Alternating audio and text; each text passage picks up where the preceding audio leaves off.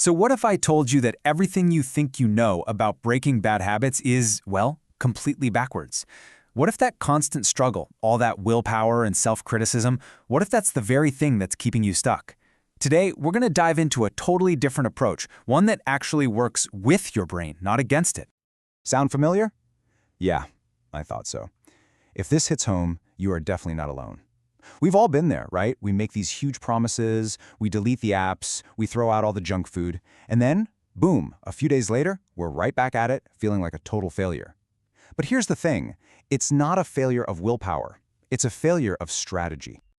Okay, let's really get into this, because this is the absolute core of why most of us get stuck in that loop.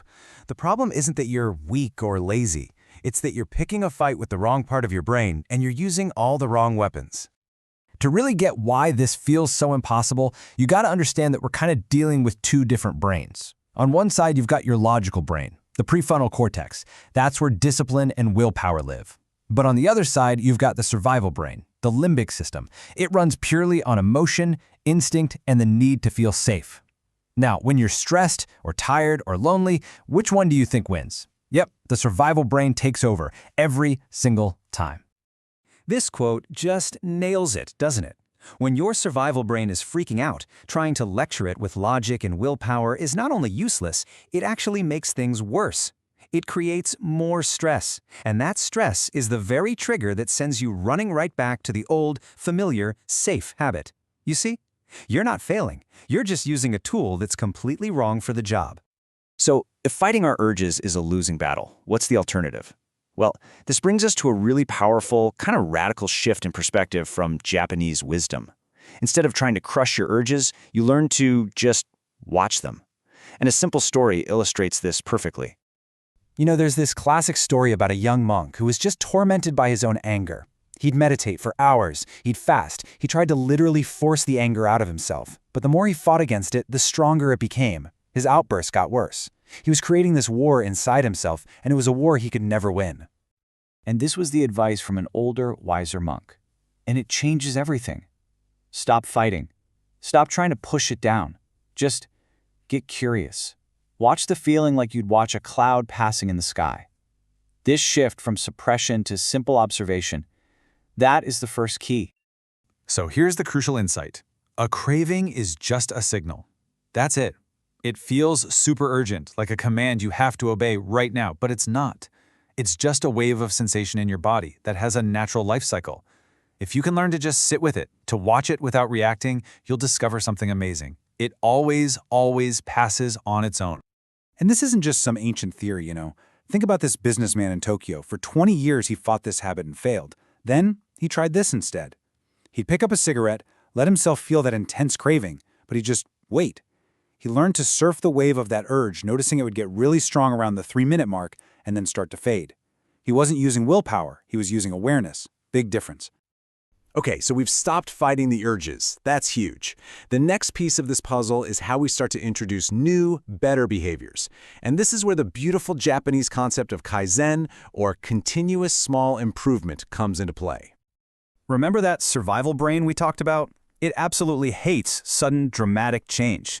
When you make these huge declarations like, "I'll never eat sugar again," it sounds like a major threat, and your brain puts up this massive wall of resistance. But Kaizen is different.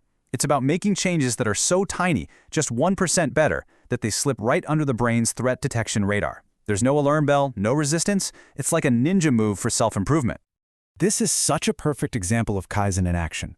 This woman didn't have a big dramatic showdown where she cut up her credit cards. No, she just introduced one tiny, almost ridiculously small change. Wait 24 hours before buying something online. That's it.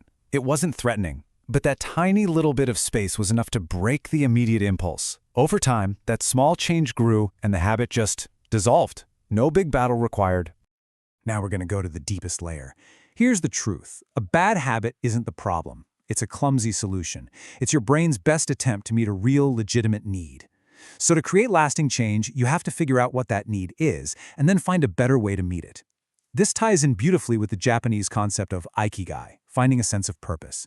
By understanding the purpose of your habit, you can find a better way to fulfill it. Just take a look at this. It's so eye-opening, right? A habit of endlessly scrolling social media isn't really about your phone. It's about a deep human need for connection. Mindless eating isn't about hunger. It's almost always about a need for comfort or to soothe yourself. And until you address that real, underlying need, you'll just keep swapping one bad habit for another. This programmer's story is just brilliant. He realized his evening drink wasn't really about the alcohol. It was a ritual. It was this signal that the stressful workday was over and his personal time had begun. So he didn't just stop drinking. He replaced the ritual with something else that served the exact same purpose: sketching. He found a healthier, more fulfilling way to meet that real need. So let's pull all of this together. This whole approach isn't about erasing your past or hating yourself for your habits. It's about compassionately and intelligently building a new way forward. And this right here, this might be the most important part of the whole thing.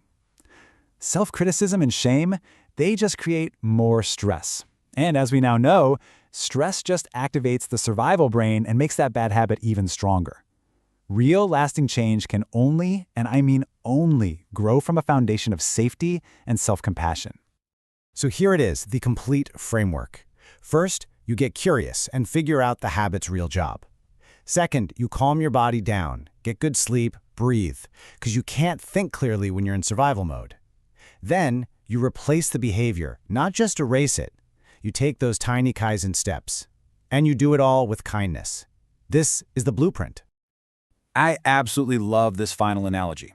That old habit, it's like a path in a forest you've walked 1,000 times.